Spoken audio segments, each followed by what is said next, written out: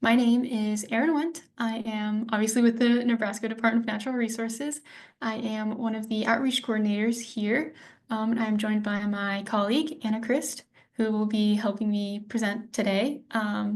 So as you can see on the screen, our topic today is pack, prepare, be aware, how to increase flood awareness in your community. So obviously we'll be talking about flood awareness and preparedness today. So moving on, we have a brief agenda here real quick before we really get into the information. So we'll start the presentation with an introduction to preparedness, kind of just a general overview of what it is and what it is in terms of emergency management and how it fits in there. Then we'll kind of go into some preparedness tips, it'll be a little more general with individual preparedness and community preparedness just as a whole in emergency management. And then we will go into more flood specific tips, so how to prepare your community for a flood. We'll round off the presentation talking about some resources and strategies you can use and take away from this presentation that you can bring to your community to help prepare. And then we'll just summarize it all real quick in our key takeaways section. So that brings us to the start of the content here. So we're going to start here with just a brief introduction to preparedness, what it is, how it fits in the emergency management cycle and whatnot. But before we go too far into this is something that we want you guys to think about during the presentation. What if we were Nebraska ready before a disaster and not just Nebraska strong afterwards? We hear Nebraska strong post-disaster a lot, and that's super duper important, obviously, for people to rally together and respond and recover from these disasters. But if we were ready before the disaster occurred, we may not have to be as strong as we have been in the past because we're ready for these disasters. So keep this in mind throughout the presentation.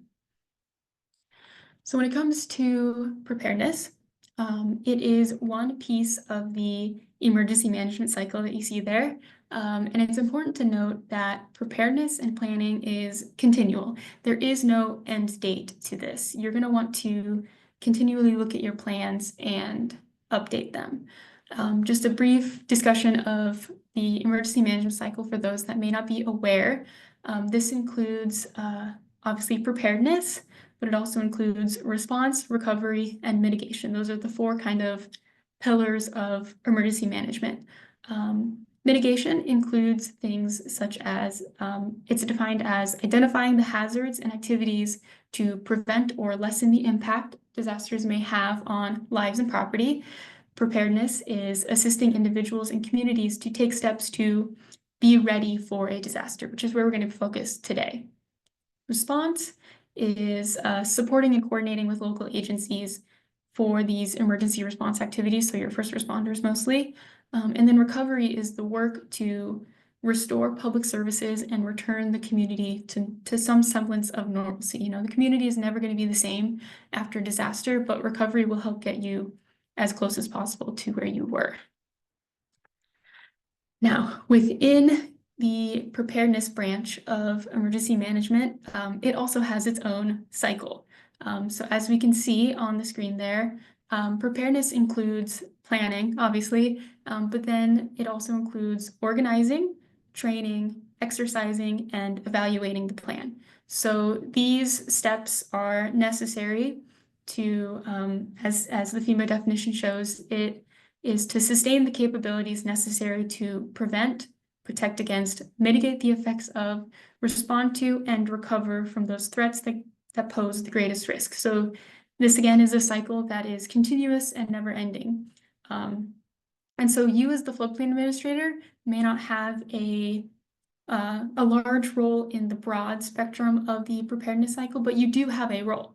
And so it's important to work with your local emergency manager, be involved with them so you can understand their role as well as they can understand your role in the post-disaster and pre-disaster planning and such. So Obviously, we want to highlight why preparedness is so important. And the biggest thing in terms of emergency management and obviously floodplain management is these are in place because it saves lives. Life-saving measures is definitely the most important thing to keep in mind, which is why we do what we do. Having this preparedness in place will also help improve response and recovery efficiency. So in terms of floodplain management, the improved response and recovery is going to consist of your community members being aware that if they're in a floodplain, they have to get floodplain development permits from the floodplain administrator before they can start repair work. And it's also them being aware that if they're in a non-conforming structure, they're going to have to wait for a substantial damage assessment before they can begin repairs. And this ties in with the next bullet point there, and that property owners are aware of the impacts and understand the required steps. So them understanding that they have to get permits and they may have to wait for certain assessments will then in turn help improve the response and recovery efficiency of the community. And lastly, it helps reduce fear and anxiety around emergencies and disasters. So if you have prepared individuals within your community, they know what they're supposed to be doing in times of disasters.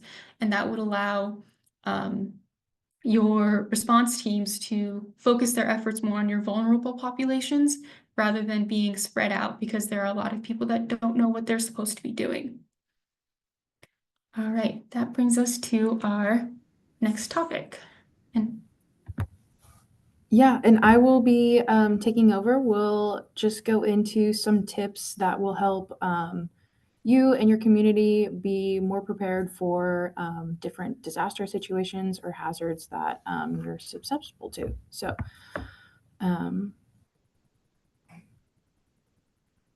next slide, please. No, you're good. All right. So, first step in being prepared is knowing your hazards. There are a few different types of hazards that you might experience within your community. First one being a natural hazard, which is a natural event that causes destruction. They can typically be predicted since they tend to occur repeatedly in the same geographical locations, whether it's related to weather or physical characteristics of the area. These are things like wildfires, tornadoes, obviously flooding, drought, earthquakes, things like that. And that's the one we're going to be focused on more throughout this presentation. But there are other hazards you could experience, like your human hazards, which are disaster events that are created directly from human activities or choices. This could be cyber incidents, civil disturbances, things like that. And then you have your technological hazards, which are caused by technology, industrial accidents, infrastructure failure, things like that. So, plane crashes, dam and levee failures, power failures. Those are just a few examples. But again, we're going to be focused on the natural hazard of flooding. So it's important to know what your flood hazard is for your community. You can do this by familiarizing yourself with your flood sources. Know what rivers, streams, bodies of water are near you that are susceptible to flooding. What areas in your community are most commonly affected by flooding. And in those areas, knowing how many structures or what type of structures are located there. Are they residential structures, non-residential structures? Who's the population that's going to be most affected by flooding events? If they are in a residential area, who makes up the population there? If they are low-income families, families made up of non-native speakers, anything like that, that you might have to adjust in your preparedness plan, you'd want to make sure that you are aware of those factors.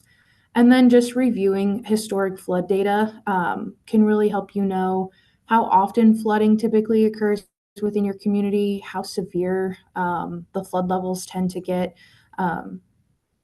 Just knowing your floodplain in general can really help you understand your risk of flooding for your community.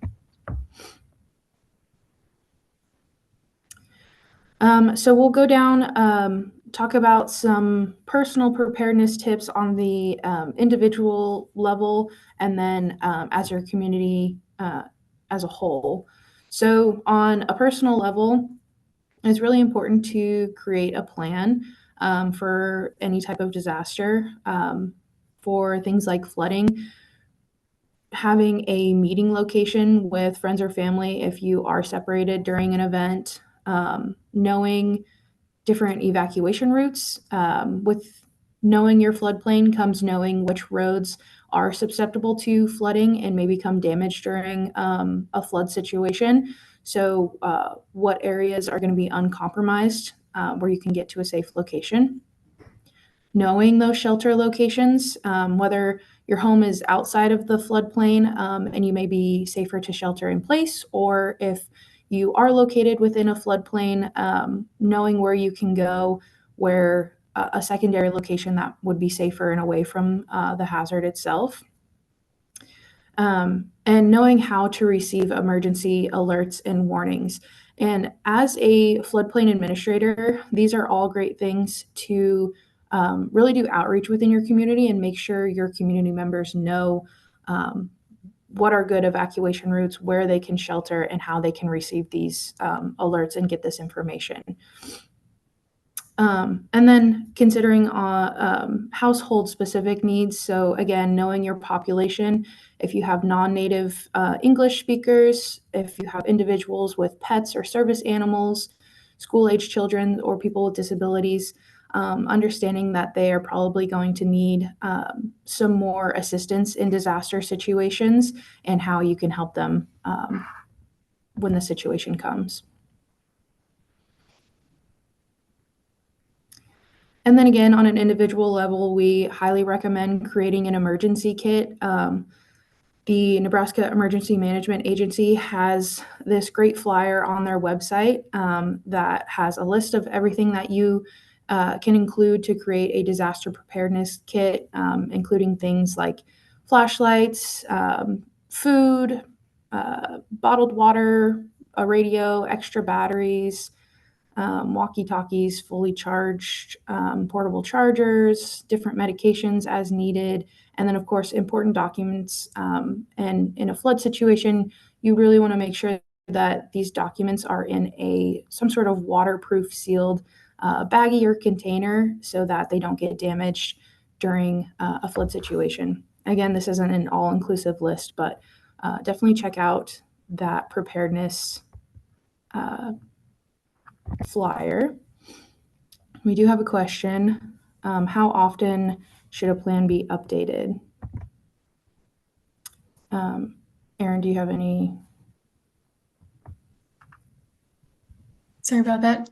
So in terms of personal preparedness, updating a plan is going to be kind of dependent on how comfortable you are. You know, if you know things are changing within your community, you may need to update any kind of evacuation routes you may have listed in your plan or meeting locations. So it's going to be a very individual basis. I know in terms of community level stuff, hazard mitigation plans, which sometimes include some types of preparedness activities, it's recommended every 5 years. So probably no more than every 5 years, kind of update your plan. But realistically, on a community level, you should review it at least every year. But you may not need to make updates until another few years down the line.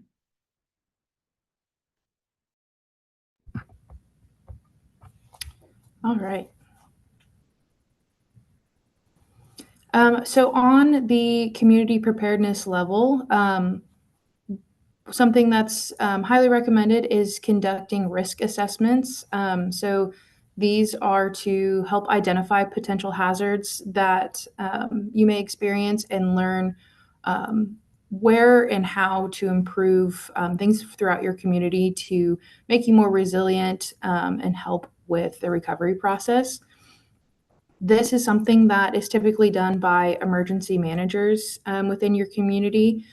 If you are the floodplain administrator and the emergency manager, then you're well versed in this step. But if you aren't the emergency manager, it's important that you have a good relationship with them. You're communicating with them so that you understand the risks for your community and work with them to identify your flood risks.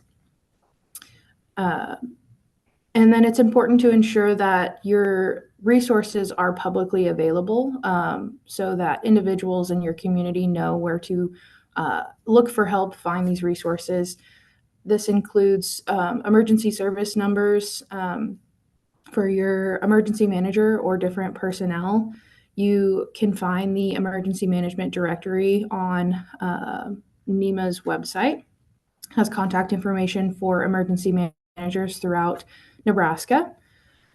And then just making sure that your community members know your local regulations, like Erin mentioned, in types of flood disasters, knowing your contact information as the floodplain administrator, knowing that they need to get permits for things that they're doing in the floodplain, and then in different cases, getting substantial damage assessments done by you before they can do repairs.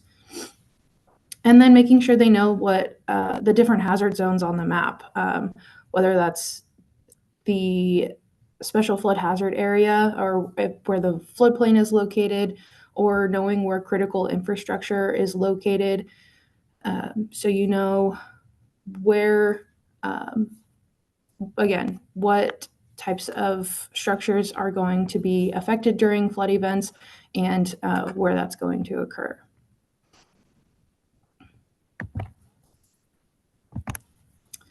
And then knowing, again, your vulnerable populations. So those with mental or physical disabilities, limited mobility, non-native English speakers, low-income households, single-parent households with children, elderly populations, or those who just may not have as good access to resources like transportation, internet, cell phones, so they may not receive those warnings or any type of outreach materials that you are sending. Understanding where these populations are, what their risk is, and knowing that they are most likely going to need more assistance in times of disaster than some of your other populations. And this can be something that is built into your hazard mitigation plans so that you have a plan in place when events do occur.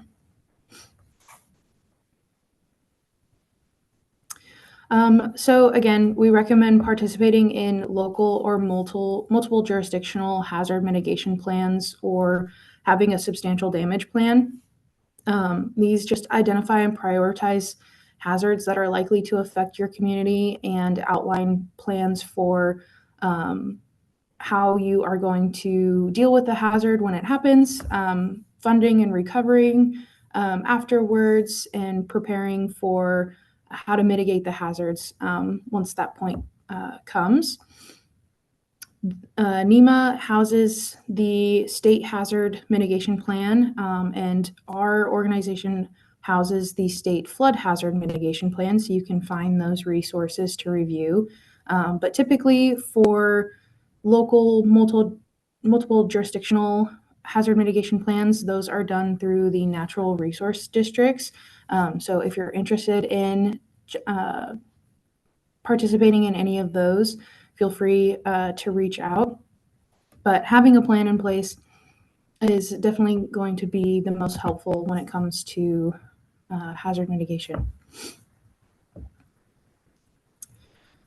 For flooded plain, we do recommend, like I said, having a substantial damage management plan.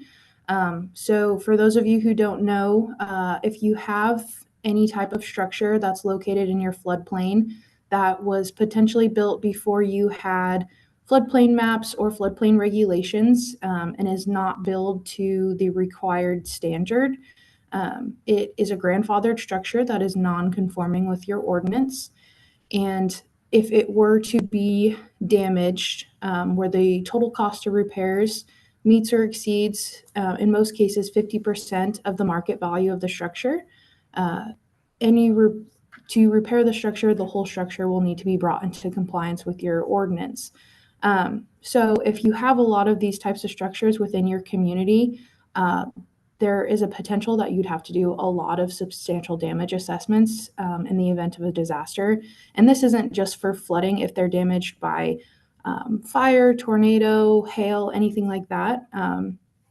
The substantial damage assessment does apply.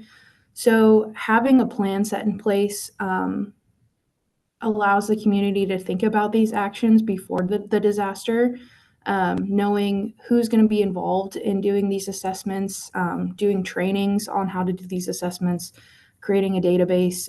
We'll get into some of those steps later on, but just having the plan so you know where to start when an event does take place. It can be updated as part of your community's emergency action plan or hazard mitigation plan. There is a template that is available. It is curated more towards communities that are in the community rating system or CRS program.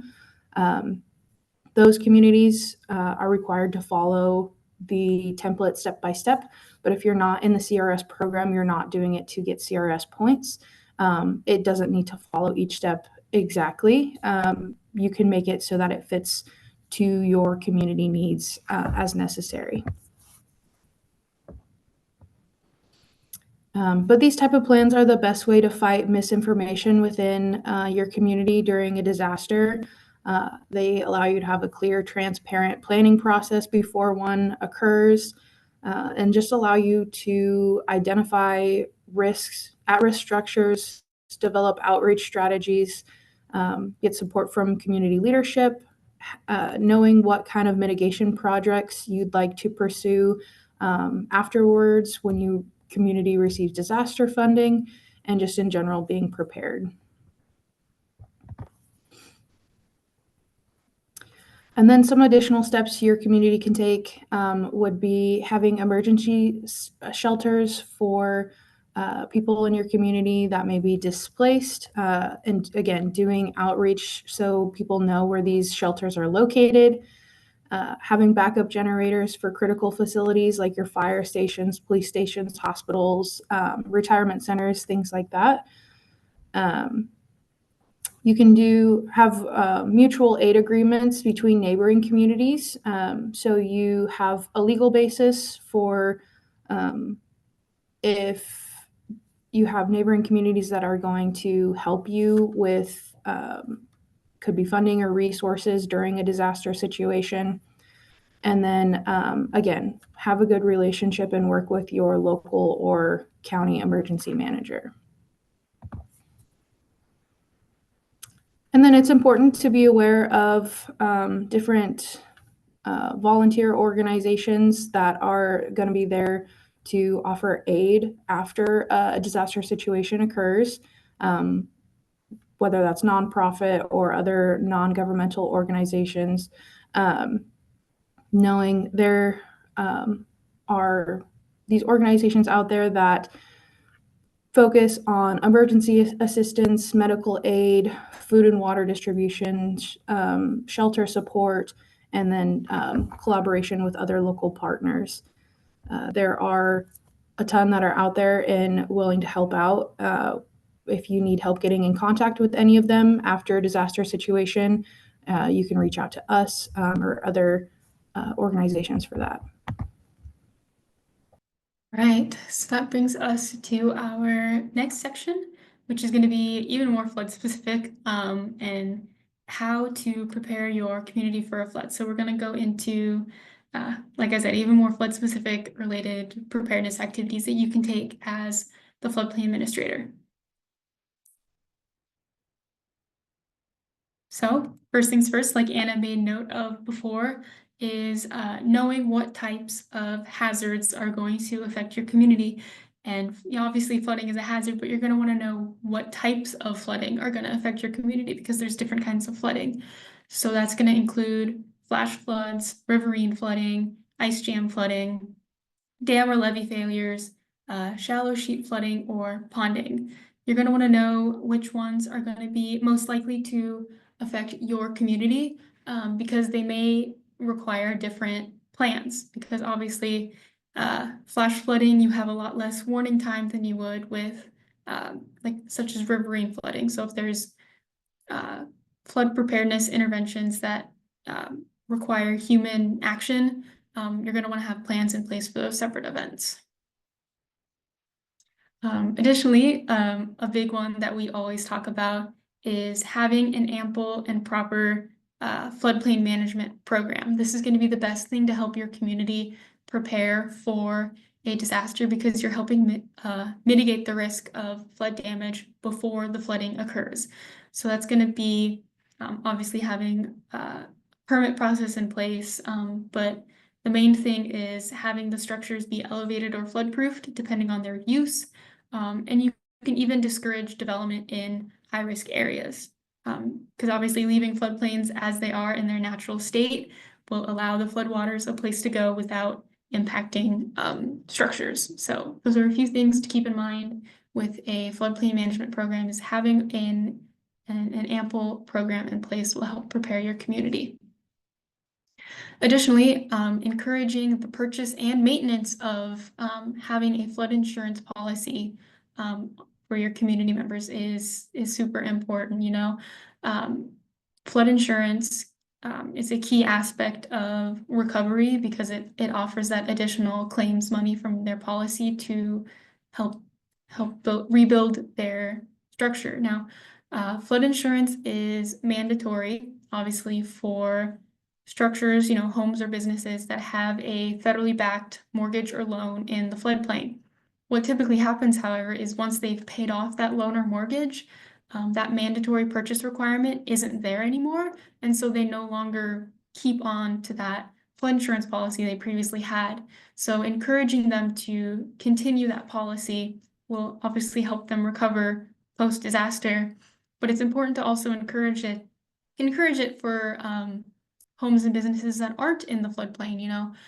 There's a statistic that says 40% of flood insurance claims can come from outside of the special flood hazard area, so outside of the 1% annual chance floods. So this makes it, obviously even more important for those that live near the floodplain, even if they're not in it, to also have a flood insurance policy to help them recover. This ties back in with having that ample floodplain management program, but ensuring that your community members are aware of the permitting requirements for those in the special flood hazard area is going to help them understand and prepare for the risk. Having a permit helps them understand how they are supposed to build safely from flooding. So making sure they're aware of this will help them. Additionally, what you can do as the floodplain administrator is obviously know which structures are subject to substantial damage. So what you can do to kind of figure this out is creating a database of the structures in your floodplain that are subject to substantial damage. We often recommend using the FEMA substantial damage estimator tool, but it doesn't have to be there. It's just something that is made specifically for this type of work. If needed, you could also put together a team to help you conduct inspections in that area and practice doing the assessments so you know the steps in the process when a disaster occurs. So, and additionally, you can attend any of our trainings. We have trainings specific to substantial damage and the substantial damage estimator tool on our website, and we host them live occasionally as well. So be aware of those, and it'll help your roles, help your role and responsibility within the substantial damage aspect.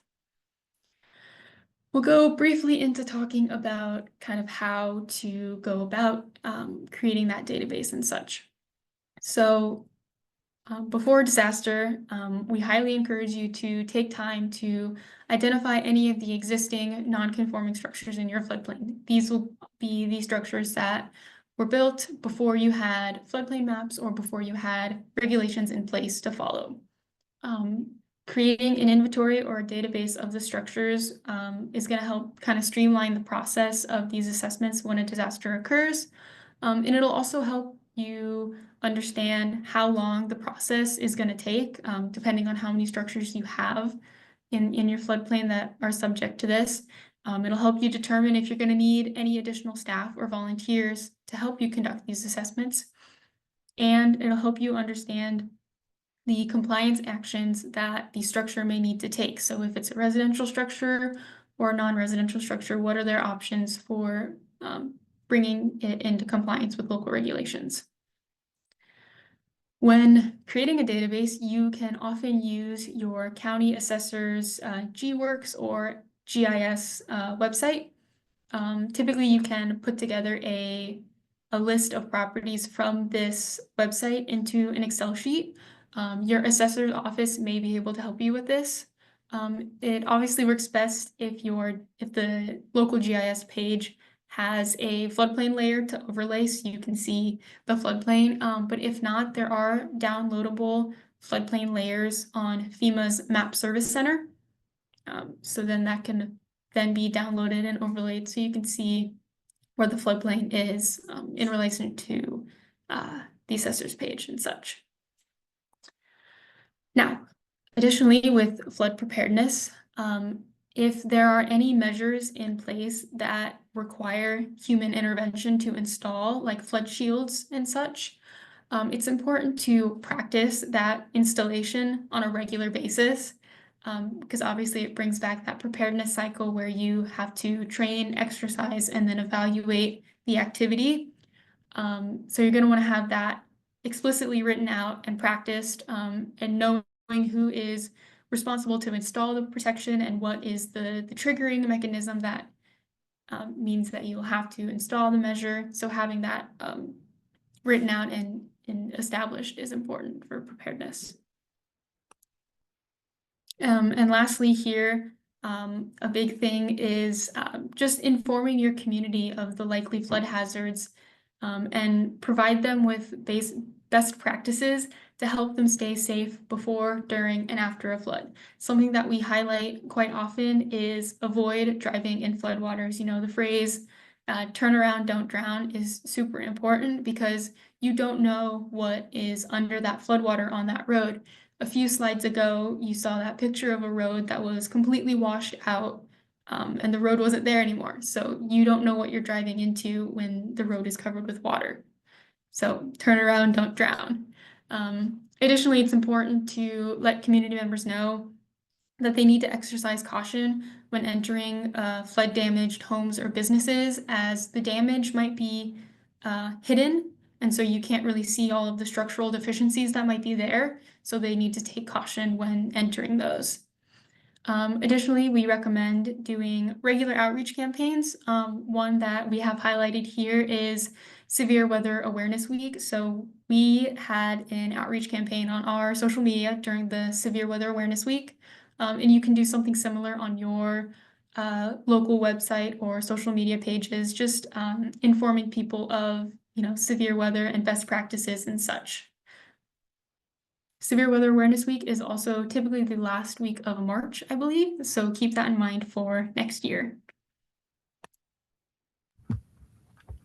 All right, and then for our last topic of discussion, we'll go through different resources that we have available and strategies you can use to inform your community and implement some of these steps. So to start, we have a ton of different online resources that you can check out. We have our Nebraska Ready page, which informs individuals of flood risk and how to prepare for it. There's ready.gov, which is a federal website with tons of different resources for preparedness, has some resources for kids. Our own interactive map where you can go on and view the floodplain and determine different flood hazards for your area. Our NERF website, which we'll look into in the next few slides, but it will show predicted flood inundation boundaries. And then NEMA has their disaster prep website as well with a variety of different resources. So definitely a ton of resources online that you can go and check out to learn about risk and how to be prepared for different hazards. But the first one we'll kind of dive into is our Nebraska Ready page.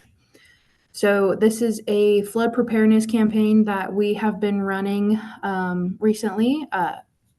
You may have seen some advertisements for it, but we're really pushing pack, prepare, and be aware. So packing any essential documents, preparing emergency kits, and being aware of your own flood risk.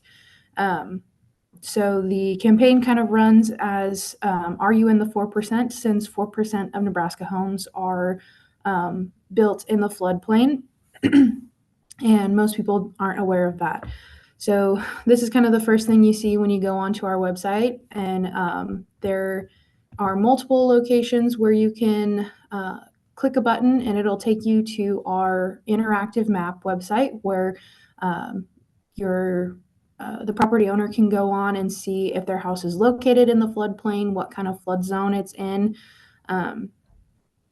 But it also has a couple different links for guidance if anyone's not sure how to use the map or what exactly they're looking at.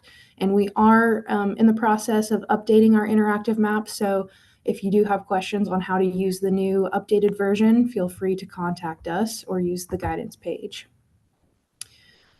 And then we have our a section for frequently asked questions. This includes letting people, if they have questions on what to do if their property's in a floodplain, where they can purchase flood insurance, when flood insurance is mandatory, and then how they can help their community if they have a flood event going on. What they should include in an emergency kit, anything you can think of related to flood disaster, flood insurance. We have some answers there for you. And then we have a section that just goes into some basic flood terms, knowing the difference between a floodplain and a floodway, what the 100-year flood is, and the term the 1% annual chance, and then why homeowners should look into flood insurance even if they have homeowners insurance. Just kind of a quick breakdown for some of the more essential flood terms. So this campaign, like I said, has been advertised on social media. It's in search engines, different real estate websites. So if you do see this advertisement, please like it, share it. We're trying to get the word out to as many people as possible so that people know their flood risk. And then the other resource that we want to familiarize you with is our Nebraska Real-Time Flood Forecasting website. So it's an online flood inundation tool. It looks just like the picture that you're seeing on the screen when you pull up, but it shows potential flood boundaries based on stream gauge height and recurrence interval. So all of the green dots that you see on the map are stream gauges across Nebraska that are currently providing data. Now, not all of them have what's called our flood simulator tool. You can hit a button that will just show you the stream gauges that have the inundation or the simulator available. But you can either search up your community or click on one of the stream gauges and it'll pull you into a closer view. And it'll look something like this. So on the left-hand side, it'll have all of the data that's being collected by the stream gauge. You can see there's your stage height, which this was taken, the screenshot was taken a couple days ago, so we weren't experiencing any flooding or flood risk at the time. The stage height for this gauge at the time was 7.39 feet, so not anything concerning for this location.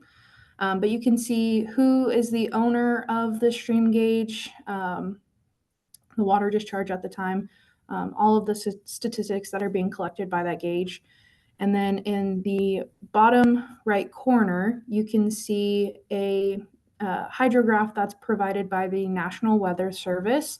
So if we were experiencing some increase in water height or expecting some flood risk at the time, you would see that blue line increasing up depending on how fast or how high the water is coming at the time. And then across the bottom of the screenshot, we have the flood simulator tool.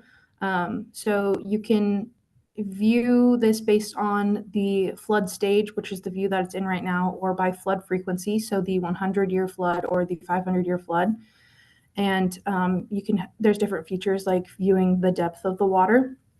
But on the next slide, it will kind of show you if you slide the dot along the scale, what you can expect the flood inundation to look like at that flood stage. So this simulation starts at 25 feet, I believe. So you can see what the floodwaters would look like in that area during that time. So using the National Weather Service hydrograph predictions along with this scale can really prepare you on where you can expect flooding to happen, how deep you can expect the water to be, and it'll really give you a head start on evacuating different populations if you need to, if you have any type of storage locations in that area, removing materials or putting up flood-proofing measures as needed. And then with NERF, there are a bunch of additional features that you can turn on. So there's the stream gauge filters, like I said, where you can filter out and only show the gauges that have that flood simulation available. We are working on adding more simulations as we move on, but it is a lengthy process, so they aren't available across the whole state yet. You can turn on the weather radar if you're expecting severe weather, so you can view that directly in the tool. And then there are different layers that you can turn on. You can view your regulatory flood zones on this map. You can see what has been deemed a critical facility for your community and note if it's at risk of flooding, where it's located. You can see dams or levees for your community, rain gauges, ice jam reports, high water marks, and then we have the building footprint layer, where you can determine what the structural impact would be during that flood event. And then again, weather layers and the national risk index as well. So a ton of different features that are available. We're just put out a big update for this, and we're always working on adding more useful features and information to the site. So if there's anything that you'd like to see, please, we're happy to have that feedback. So.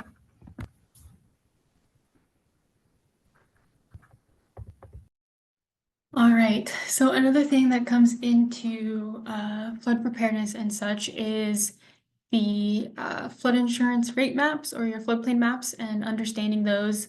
It definitely helps with preparedness by knowing where your floodplain is.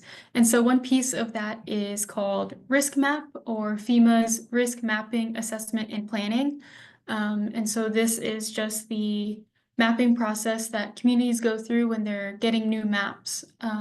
So we'll go kind of in a brief discussion of what these are, but we at the department and FEMA are actually working to kind of revamp this a little bit. And so we're creating new outreach materials to give to communities that are receiving new flood insurance rate maps. So we're sending out postcards to community members, inviting them to public open house meetings and kickoff meetings and such. We're sharing information on social media. But community involvement is key here. We need your help to get community members there. So yeah, this is just a general timeline of what that would look like. And I'll go a little more in depth as to what is expected from the community at each stage. So to start, we've got project kickoff. So what we ask you to do is provide us with information to help us make the maps. So that's going to be your community boundaries, any existing studies you may have or high watermarks, and then beginning general outreach to the public. So provide your information, host local community meetings, and ensure the maps are accessible. You know, we ask for this type of information because accurate maps are obviously the most important for preparedness. So making sure we have all the data is super helpful. When it comes to the data development stage, we encourage you to continue to engage with your community leadership, continue conversations with your property owners, and coordinate any additional information with us. You know, you may talk with community members and they have bits and pieces that they want to bring to our attention when it comes to making the maps. And so because there are no draft maps made up yet, we can take that those comments and data into account and potentially adjust what we have. Then we have the flood risk review. So this is a meeting with community officials and stakeholders where draft maps are available. Now we ask community officials and the public to continue providing comments on these draft work maps using our interactive map. And again, we will coordinate with communities to invite as many people as possible to these public open houses. We want to get the word out there that your floodplain maps are changing and individuals' risks are going to change. So help us get people there by engaging your community and telling them to attend these meetings. Once the maps are released, we will obviously host another meeting with your community and leadership. The floodplain administrator and community leadership have to attend what's called the Consultation Coordination Officers Meeting. This is where we will present the preliminary maps. So we've gotten to the prelim stage. Any changes now are going to require any technical data during the appeals period that opens after this meeting. And one thing that is important for the community to do is they will be provided something that's called a summary of map action. And it's a list of the effective letters of map change in the community and their likely outcome after the new maps become effective. These SOMAs, as they're called, they're not mailed to individual property owners that have these letters. It's only given to the community. So it's the community's responsibility to reach out to these property owners and let them know of the change that may be occurring to the status of their letter of map change. You know, they may be reincorporated into the floodplain and their risk is changing. So they'll need to prepare for a flood potentially. And then obviously after the preliminary stage, there's what's called the letter of final determination.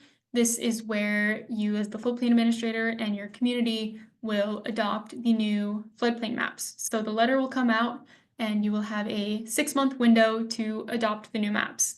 Now, again, it's important to adopt these maps in time, obviously for staying in good standing with the National Flood Insurance Program. But again, it ties in with preparedness by having that most up-to-date and accurate information allows your community members to know the higher risk areas and they can prepare for a flood because they know where the boundaries are.